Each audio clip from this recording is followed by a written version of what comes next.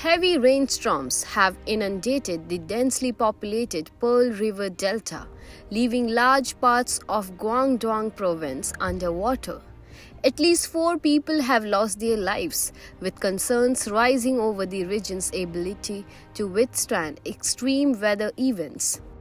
Over 110,000 people have been evacuated across Guangdong, with thousands seeking refuge in emergency shelters. In Guangdong, the capital, record-breaking rainfall reached 60.9 cm in April, the highest since 1959. A red rainstorm warning, the highest level, has been issued for parts of Guangdong, including the mega city of Shenzhen.